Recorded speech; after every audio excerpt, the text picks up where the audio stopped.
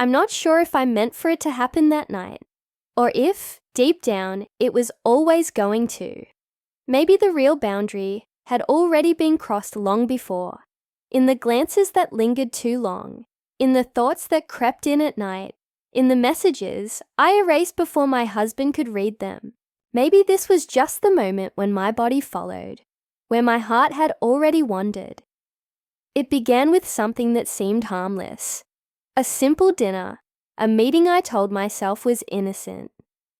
We sat across from each other, laughter layered with tension, every glance charged with something unsaid.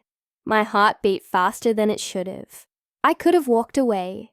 I should have, but I didn't.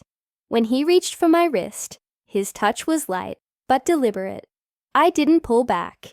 Instead, I felt something stir in me, a heat I hadn't felt in years, a hunger I had tried to ignore.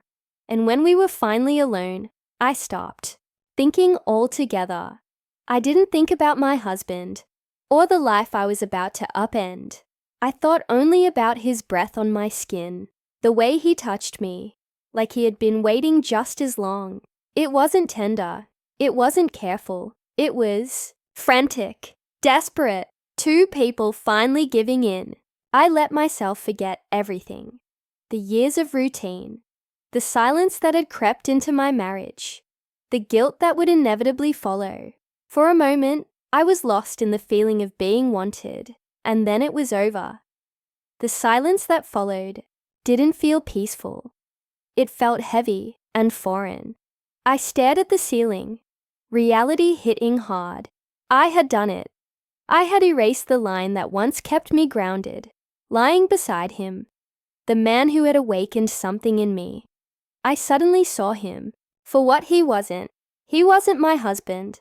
He wasn't the man who had stood beside me through grief and joy. He wasn't the one who had promised forever.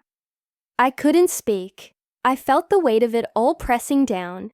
When he reached for me, I recoiled, the moment already turning sour. I dressed quickly, hands trembling. His scent clung to me, a silent confession I couldn't shake. Outside, the cold air hit my skin. I drove home in silence, every mile dragging. When I pulled into our driveway and saw the light on in our bedroom, the tears finally came. Inside, I slipped quietly into bed. My husband stirred. Reaching out in his sleep, his hand found mine, familiar and warm. I held it instinctively, out of habit, out of love, and in that instant, I fully understood what I had done, what I had shattered for a fleeting escape. I stared at the ceiling again, but this time, there was no thrill, only regret. It hadn't started that night. It started earlier. A message I kept too long. A smile that meant too much. Thoughts of him when I should have been thinking of my husband. I told myself it was innocent, but I knew better. The conversations came easier. More often, he noticed the small things. How I tapped my fingers when deep in thought. How my voice shifted when I spoke about things I loved. It felt good to be seen. I started dressing with him in mind, hiding the messages, smiling at my phone, then quickly locking it when my husband entered the room. I craved being near the other man, even just for a few moments. His eyes lingered. His voice softened. When he spoke to me, I felt the lines between right and wrong blur, and I didn't stop it. One evening, we were alone again, standing too close. He tucked a strand of hair behind my ear. My heart pounded. I could have pulled away. I should have. But I didn't. His fingers grazed my arm, and I felt alive, awakened. "I think about you," he whispered, "more than I should." I admitted I did too. We didn't kiss that night, but I knew then. We were already in it. Emotionally, I had already betrayed my husband, and when we finally did cross that last line, it happened fast. No more hesitation, no more restraint. His hands knew exactly where to go. His mouth moved over mine, like we had been holding back for years. Maybe we had. Maybe we were always heading here. Every second burned. Electric, forbidden. And for the first time in years, I wasn't numb. I wasn't lost in the monotony of routine. I was there, present, consumed. But the moment passed, and reality returned, cold and unforgiving. I couldn't breathe. I dressed in silence. I told him I should go. He didn't stop me. The drive home was a blur. My phone buzzed. A message. From him.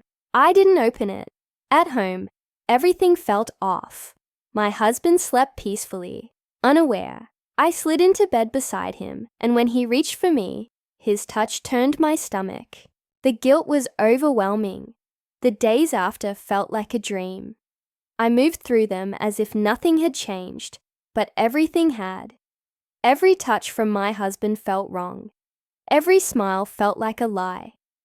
I told myself it was a mistake, that I could move on, but it wasn't just one night. It was all the little choices leading up to it. Then one day, my husband looked at me and asked, "Is there something you need to tell me?" My heart stopped. For a moment, I considered lying. But the weight of the truth was too much to carry. I told him. I confessed. It was messy, painful. His face changed as I spoke. He asked one question. How long? I couldn't answer. Not really. There were no excuses. Just betrayal. He stood up slowly. I need some time, he said. And then he walked away. I sat there, staring at the space he left behind, my chest hollow. I had chased passion, escape, something new, but in the process, I had destroyed something real, something that had been mine all along. And now I had to live with that.